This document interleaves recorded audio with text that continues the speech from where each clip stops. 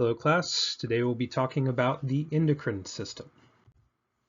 The endocrine system is used for signaling and initiating responses on metabolic functions of the body.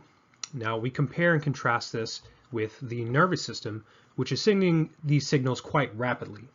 But because endocrine system is diffusion based on the diffusion of hormones, it actually takes longer to actually work. The advantage of this is that the hormones can act over very long distances, and as we'll see, because of the specificity of these hormones, they're not interacting non-specifically along that duration. So the endocrine system is controlling and regulating systems. The organ that does this is the hypothalamus. It is the neuroendocrine junction, and we're regulating things like growth and metabolism, the sex hormones, the water balance in our body, any kind of energy balance, mobilization of body defenses, etc. And we're going to contrast this with exocrine glands. So endocrine system works through glands, but unlike exocrine glands, they don't have ducts. So endocrine glands lack ducts, and they're using hormones, but exocrine glands are using non-hormonal substances. So if you look at the organs of the endocrine system, this includes the pineal gland, the hypothalamus, pituitary, thyroid, the parathyroid glands, which kind of sit posterior on the thyroid itself, the thymus, the adrenal glands, also called the suprarenal glands because they sit on the kidneys. Then there's the pancreas, which also has exocrine function. And depending on if you're a biological male or a biological female, you'll have ovaries and testes as well. Now, when we say hormone, we're really talking about a functional distinction, not a structural one. So they do vary in structure, but essentially these are signal molecules that can diffuse in the blood or the lymph and then travel to an area where they will be specifically received and upregulate some kind of response. Now, there are two kinds of classes of hormones that are based on their solubility. The amino acid-based hormones are water-soluble, so they can actually go into our blood plasma very easily. The steroids or lipid-soluble hormones usually need help getting into their locations. They'll have some kind of carrier molecule. The advantage of this is that they can diffuse across a plasma membrane. So hormone release is controlled by feedback loops. And really there are two kinds, one of which is much rarer than the other. The positive feedback, we'll see a couple of instances, but only a couple. And the negative feedback, which is how most of these axes are actually controlled. But it starts with the hypothalamus. The hypothalamus is sensing a need. Remember, it is the junction between the neuroendocrine system. And it will release hormones to stimulate the pituitary gland. Now, we're going to see some different lobes of the pituitary gland in a second, but basically it's telling the pituitary gland to release some kind of hormone that will then target the organ responsible for upregulating our final product. Now, this negative feedback comes into play when the final product actually inhibits the hypothalamus from making more of that releasing factor. So as mentioned, these hormone receptor reactions are very specific, which is what you want because sometimes they have to travel a long distance. You don't want them interacting with stuff along the way. It might reduce your signal. And so we have target cells with very specific cell surface receptors that the hormones will interact with. And it's a very physical process. But when the hormone binds, it's going to change some aspect of that target cell. Maybe it's rate of mitosis, maybe it's activity, maybe it's upregulating the opening of ion channels. But it's very specific. So hormone A, for instance, will not fit into a receptor from hormone B. So as mentioned, the two classes are based on their solubility. And so water-soluble hormones are not going to have an easy time diffusing across the plasma membrane. Instead, what they'll do is bind to receptors on that membrane itself, and then through some proteins, activate some kind of signal cascade to upregulate some kind of effect. But these water-soluble hormones are not actually entering the cell. Now, the lipid-soluble hormones being lipids and insoluble in water, but soluble in other lipids will actually diffuse across that plasma membrane in certain cases, and they will act on the intracellular receptors that are responsible for the transcription of genes. So they will actually enter the cell, and in a eukaryotic cell, they will enter the nucleus as well. And of course, that is where the DNA is stored. So as mentioned, we use these signaling cascades to send and amplify our hormonal signals received at the plasma membrane. And so the order goes like this. The hormone, the first messenger, will bind to that extracellular receptor. It will activate a protein mediator of some kind, usually a G protein. This will affect an enzyme called adenylate cyclase, which will convert ATP, which is our primary energy molecule, to cyclic AMP, which is serving as our secondary messengers. Now, the cyclic AMPs are going to activate protein kinases. These protein kinases have the job of phosphorylating, adding a phosphate to other proteins. And this is the act of transfer of energy. These inorganic phosphates are actually changing the energy state of these proteins. And so what you get then is a huge amplification of your signal where one first messenger can send many secondary messengers to activate many other proteins within the cell. Just a picture of that. And as mentioned, it can get very complicated because there's a lot of overlap between our secondary messengers, and you've got a lot going on. So what about those lipid-soluble hormones? Well, of course, those are going to diffuse across the plasma membranes, and they're going to work on these intracellular receptors. And this receptor hormone complex then actually has permission to enter the nucleus. Any kind of substance that's passing between nuclear pores or across the nuclear membrane, you're going to want it to be pretty well controlled, pretty well regulated. And it's going to know from specificity of shape to bind specific regions of DNA, and will actually upregulate the DNA transcription of that gene. And of course, in the process of transcription, we're creating our immature mRNA transcript. It will then be processed, cut down, sent outside the nucleus, and then translated into a specific protein, thus activating our effect.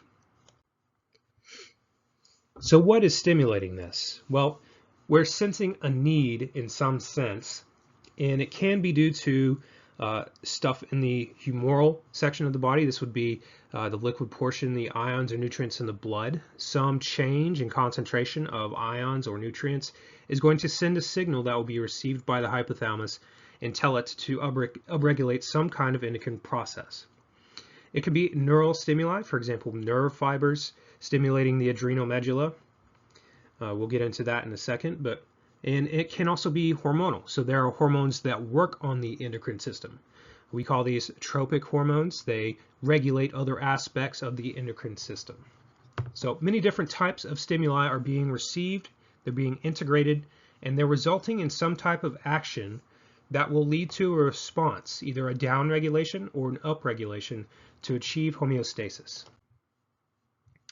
Here's some examples of that. So for instance, if a calcium ion deficiency is sensed, then the parathyroid glands will be upregulated, and they will use this parathyroid hormone to increase blood calcium.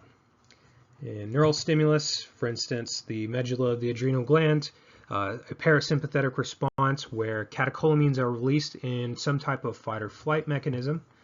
In hormonal stimulus, using these tropic hormones to control other aspects of the endocrine system, like the thyroid, the adrenal cortex, or the gonads. So moving on, cell specificity is what gives our hormones the ability to recognize which targets they actually must bind. And so for instance, certain cell type receptors are only expressed on certain cell types. And so this is how the hormone knows where to go. And this is not an all or nothing process. There are a couple of factors that will determine whether or not the signal will actually result in some kind of action. One thing that modulates this is the blood concentration of that hormone, how much is actually circulating in the target area. how many receptors are being expressed on the cell surface. So this is important too. Cells can actually upregulate the amount of receptors that they're expressing on a cell. And then how strong is that binding exactly? We say these are specific, but in truth, hormones and receptors have activity levels. They have affinity levels where some will bind certain receptors better than others. And so if it's a high level, we are upregulating. So this would be in response to low hormone levels. Upregulation would tell it to make more. In the case of downregulation, of course, we're making too much of that hormone, so we need to knock it off a little bit.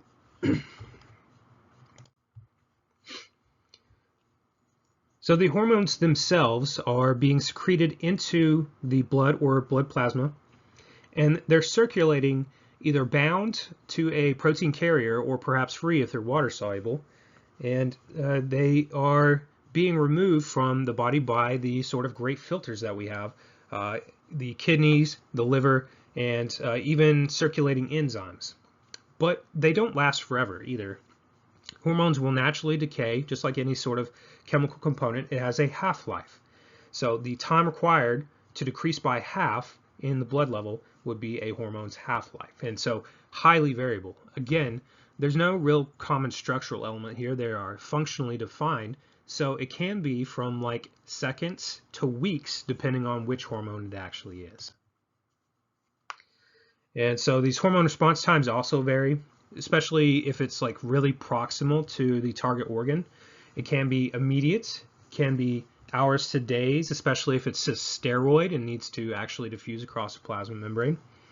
And it can remain inactivated until it actually gets to its target organ.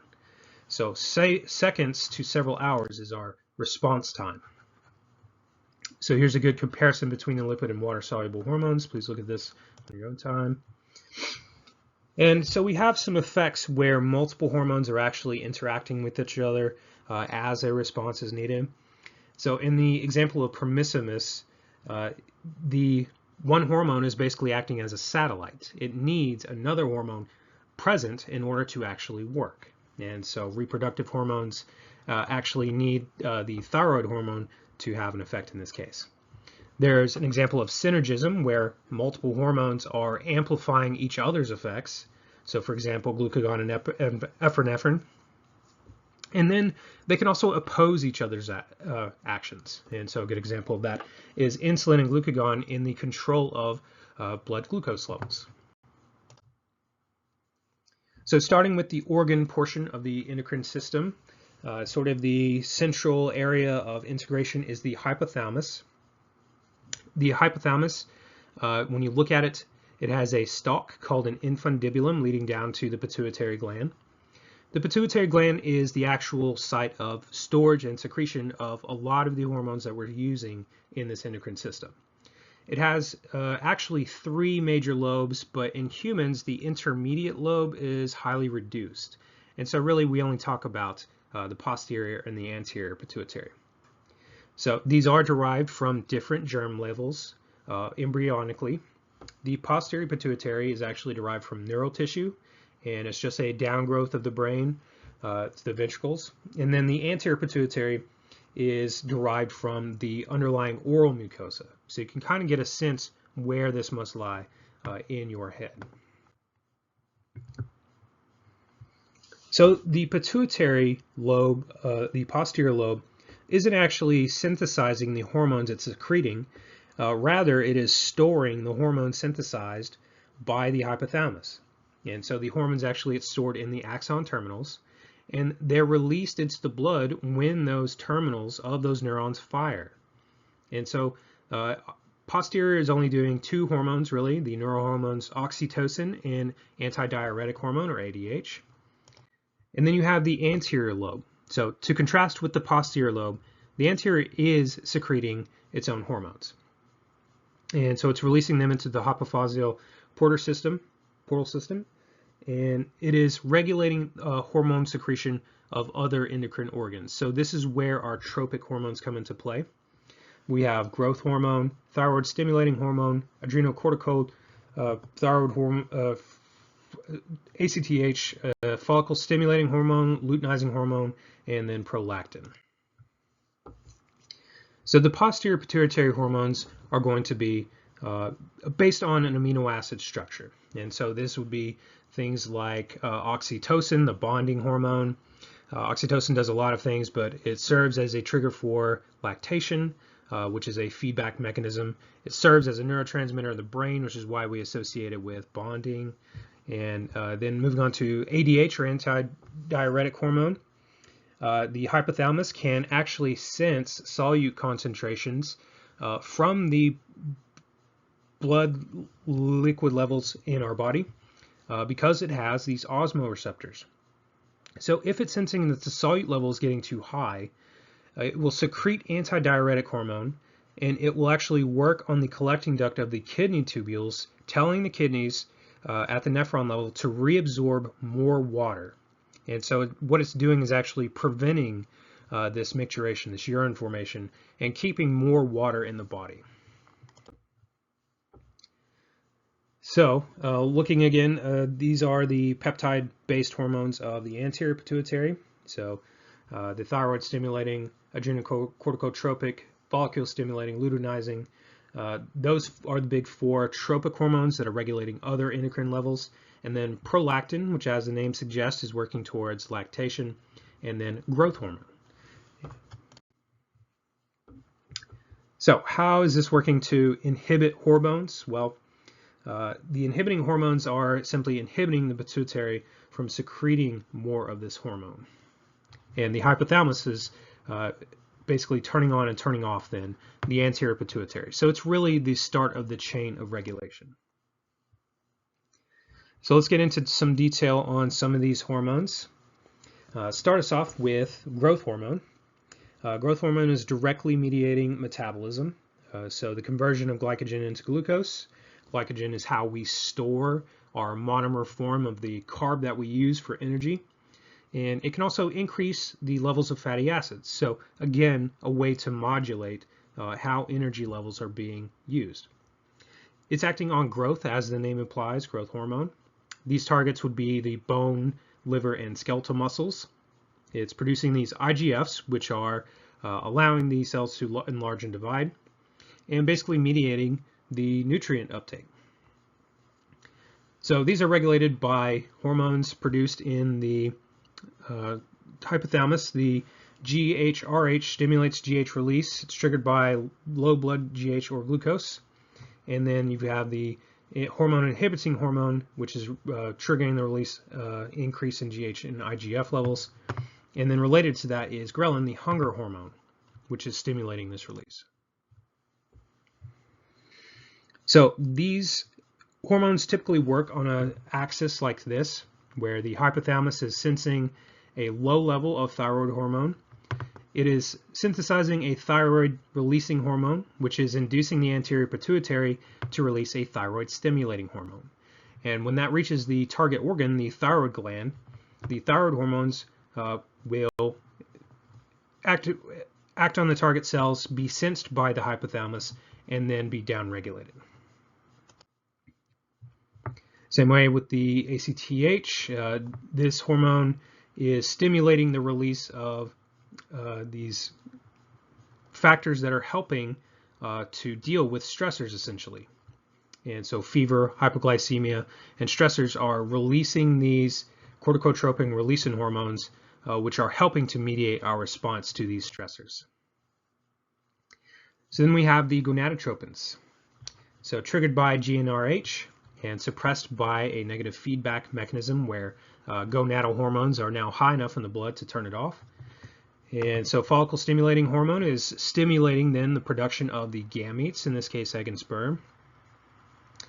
Luteinizing hormone is interacting with other hormones to help in maturation of the oocyte. And so in females, luteinizing hormone is triggering ovulation, releasing estrogen and progesterone. In males, it's stimulating production of testosterone. And you won't find this in prepubertal boys and girls. So moving on to prolactin. So as the name implies, lact, this is stimulating milk production, and it's controlled by dopamine actually. and estrogen as well. So high estrogen levels are stimulating the synthesis of prolactin, and so this is why when women get pregnant, biological women get pregnant, their breasts swell and are very tender, and same during the menstrual cycle. The suckling will also stimulate the PRL release, and that sounds like a positive feedback mechanism, right? Because it's continuing milk production with this action based on the synthesis of this hormone. So really good summary table, look over on your own. Moving on to our next organ, the thyroid gland. So the thyroid gland is butterfly shaped. You can find it on the trachea. It's just underneath the larynx. And it has an anatomical feature called an isthmus. It's a mass connecting the two lateral lobes. And so we have some cell types here. The follicular cells are actually what makes our thyroid hormone. The parafollicular cells are making calcitonin. And then you'll have this colloid. A colloid is a fluid with stuff in it that is sort of not going into solution, but it contains the thyroglobin, and this is where your iodine is actually stored, iodine being an important precursor to thyroid hormone. So again, anterior on the trachea, connected by the two lobes are connected by the isthmus, and you will actually see the parathyroid glands on the posterior side of this organ, and this may come up in the future, but here's the parafollicular cells responsible for secreting calcitonin, the follicular cells which secrete thyroid hormone, and then this material in the middle, the colloid, is actually the precursor to that thyroid hormone. Sorry about that, I unplugged my mic. Okay, so the thyroid hormone is the body's major metabolic hormone and occurs in two forms, T3 and T4. You can have your thyroid removed, but you will have to supplement T3 and T4. But the T4 is the sort of primary form. It's actually just two tyrosine molecules bound to iodine atoms. So actually quite simple. And then T3 is two tyrosines with 3 iodine atoms. And so this hormone is affecting virtually everything. And it's the only amino acid based cell that enters a target cell. When you look at tyrosine, I guess that kind of makes sense, kind of polar, but binds to intracellular receptors within the nucleus to trigger transcription and, of course, modulating your metabolic rate. This is how we generate heat. It has to do with growth and development, and it's also modulating your blood pressure. So moving on. So really our sort of active form of this is T3. That extra iodine atom actually lowers the activity level of the T4, so it's acting kind of as a storage form. And so the tissues actually need to be able to convert that. They need to convert from the storage form to the active form with an enzyme that is simply cleaving off one of those iodine atoms. And so thyroid hormone release, of course, regulated by the sort of axis that we saw before, where negative feedback is telling the hypothalamus that it needs to stop synthesizing thyroid releasing hormone. That tells the anterior pituitary to stop synthesizing thyroid stimulating hormone, and thus the thyroid gland will stop synthesizing so much of the thyroid hormone. Moving on to calcitonin. So calcitonin is produced by those parafollicular cells, and this is actually in response to high circulating calcium levels. It is the antagonist to the parathyroid hormone. So parafollicular cells from the thyroid are antagonizing parathyroid hormone synthesized on the posterior side of the thyroid itself. We do have a circulating background level that we really don't exactly know what it does. It's only really when the level gets high that it starts to inhibit these osteoblasts from releasing calcium from the bone. And it's also encouraging the calcium uptake by the bone. So you can see how that would modulate calcium levels. So these are 4 to 8 glands on the posterior side of the thyroid. I don't know why it would be different, but some people have more, some people have less.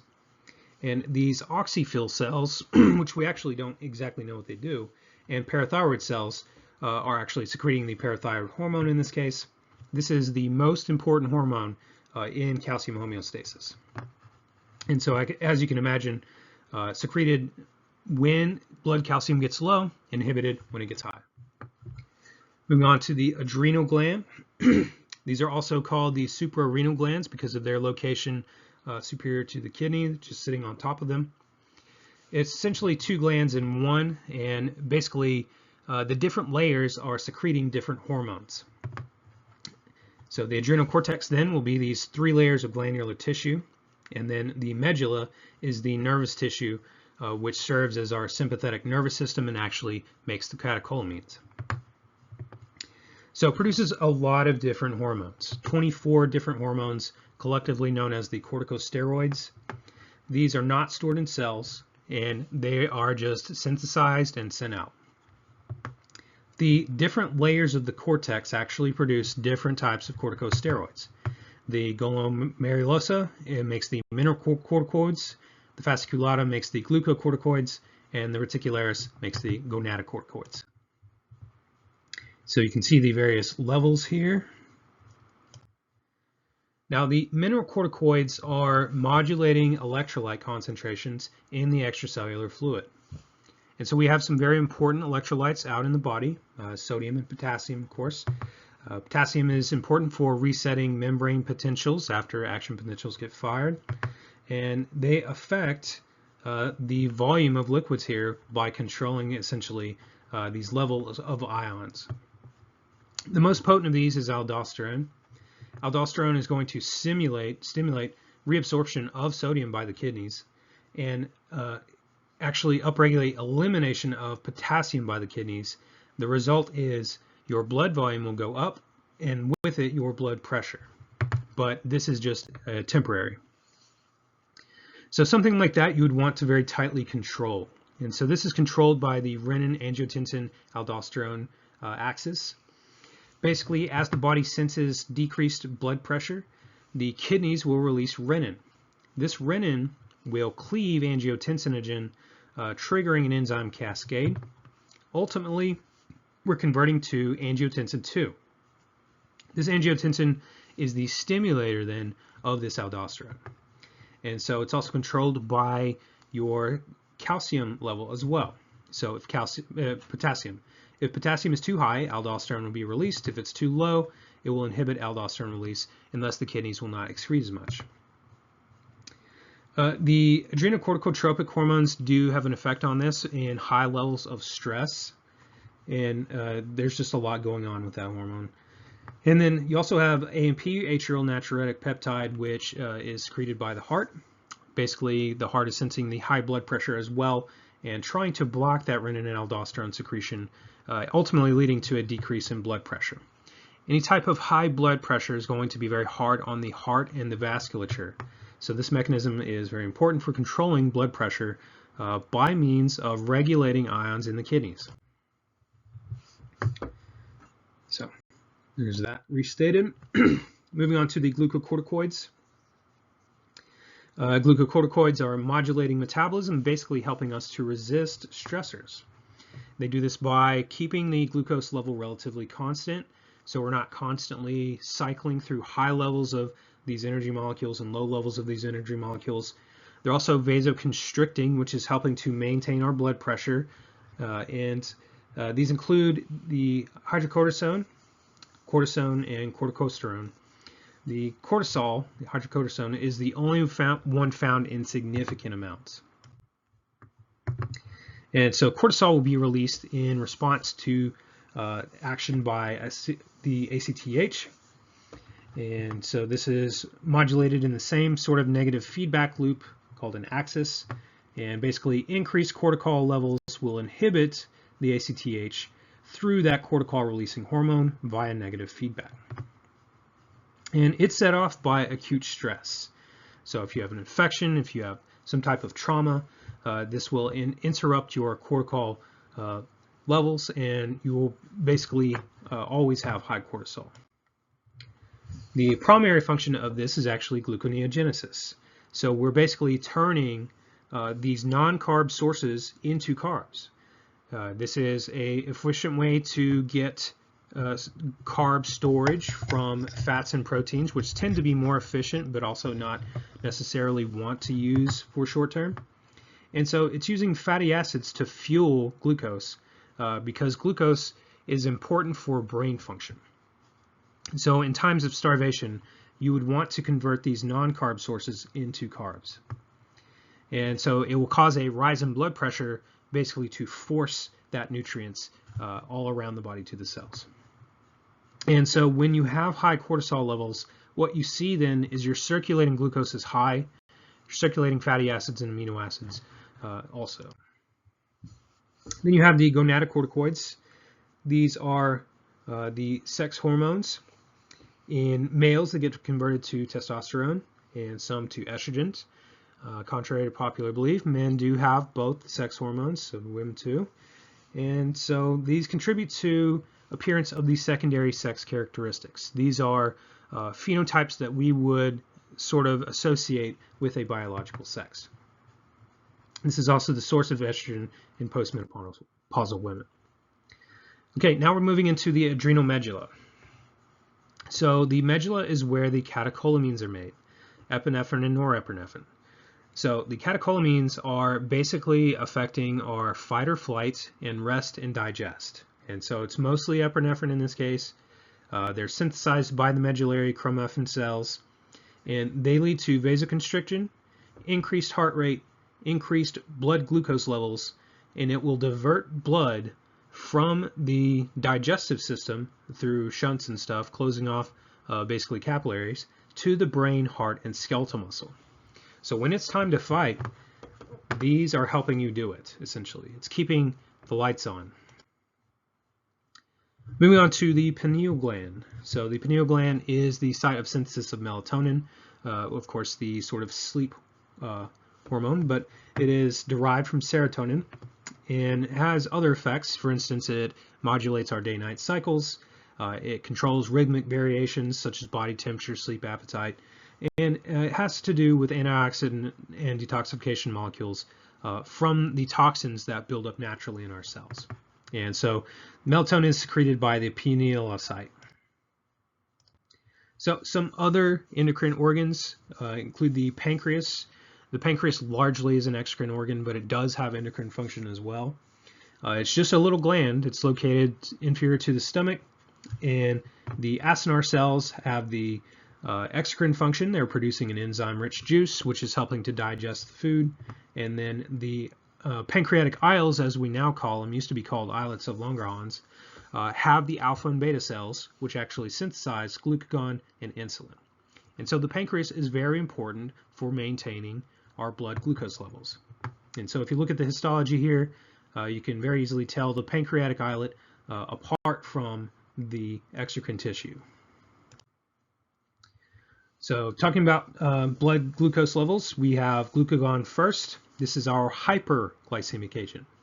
So when it senses decreased blood levels or rising amino acid levels, or even the sympathetic nervous system sending a fight or flight response, it will raise blood glucose levels.